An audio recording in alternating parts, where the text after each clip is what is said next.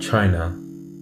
If I asked you to tell me what languages are spoken there, you might be thinking of Mandarin or even Cantonese. But that's not what we're going to be talking about today. The primary language of the Qing dynasty and used in official and administrative documents, Manchu was spoken in China for over 700 years. But who were the Manchus? What was their language like? And how comes they just disappeared? Centered around Harbin, their first real United States was the Empire of Great Qin, established in 1115 by the Jurchens, the ancestors of the Manchu. It lasted all the way up until the 13th century, when, overwhelmed by the Mongol Empire, it collapsed. Then, in 1636, son of the Emperor Nurhaci, Hong Taiji, created the Qing Empire, unifying under one flag the various clans which existed at the time, with a shared sense of Manjurarenge, or Manchu-ness. Right from the beginning, the Manchus were a small minority in a huge empire, but propped up by their 150,000 strong military, they quickly assumed a large degree of both military and cultural dominance. But hold on just a sec, what was the language even like? Well, the language is part of the Tungusic family, native to the region around this river, in northeastern China, with literary Manchu being based off the southern dialects, e.g. the clans who supported this guy, Emperor Nurhaci. But since Manchu, for more than 100 years, has been the language of hunters and warriors, it was necessary to borrow more than a few bureaucratic, administrative, and scientific terms from classical Chinese, as well as Mongolian. Also, people gradually began to articulate their words in a similar way to the dialects of northern Chinese. This was the phonology. And like virtually all the Tungusic languages, Manchu had a system of vowel harmony, where this front vowel couldn't occur with these back vowels in a word, with the general rule being that if a stem included an A, the suffix would also use an A.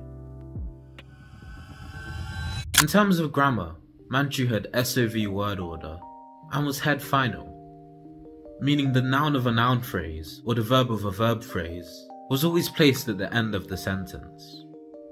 The language had a agglutinative typology, but far less complicated than the neighbouring Turkic or Mongolic languages. There was no grammatical gender, with a distinction instead being made between human and non-human things. Biological gender was expressed by a difference in vowels. The A sound usually corresponded to the male or positive yang, whereas E represented the concept of the feminine or negative yin. This distinction could also be used to differentiate between words with opposite meanings. As for the nouns, noun stems usually ended in vowels, which were for the most part relatively stable. Manchu had 5 main cases: the nominative, accusative, genitive, dative locative, and ablative. With regards to adjectives, they weren't regarded as a distinct class of word, and thus were largely identical to nouns. Initially, the Manchu used the Mongolian language and Mongolian scripts. During the reign of Nurhaci, however, the Mongolian script underwent a period of adaptation in order to better fit Manchu phonology. And in 1599, Nurhaci commissioned 2 men, Erdeni Bakai and the minister Gagai Jarguchi, to devise a new script. Their script was used until 1632, when it was further developed to include diacritic signs, so that every sound in Manchu had its own sign. Although essentially alphabetic, it's thought that the Manchu regarded their script as syllabic. In Manchu, there are three forms of the verb: the verb proper, converbs, and participles. Verbs proper are always used in the main clause of sentences, whilst converbs served as the main predicates in converbal constructions. Participles could serve many functions, depending on the case markers and nominalizing suffixes used. With all three of them, they couldn't take suffixes denoting grammatical categories, and so person and number were determined by the nouns and pronouns surrounding that verb. Right from the beginning of the empire, emperors like Hong Taiji expressed aversion to the language's increased use of Chinese loanwords, connecting the destruction of any dynasty with the decline of its language.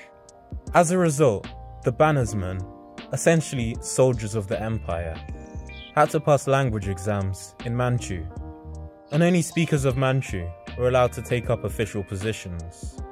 However, towards the end of the 17th century, there's evidence that the Manchu, due to the huge impact of the Chinese language, began to neglect their language.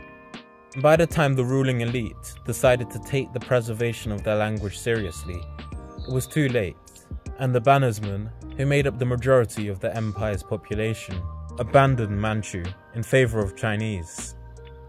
That being said, the working class did maintain a degree of bilingualism until 1912, when, due to the fact that Manchu was considered the language of foreign oppressors, many abandoned the language in favour of Chinese, with Manchu ruling classes taking Chinese names. Today, Manchu is only spoken by a handful of small villages in Manchuria, and with less than 50 speakers, the language is considered critically endangered. Anyway, that's all for this week. If you've enjoyed this week's episode, consider liking, subscribing, and tune in for next week's episode.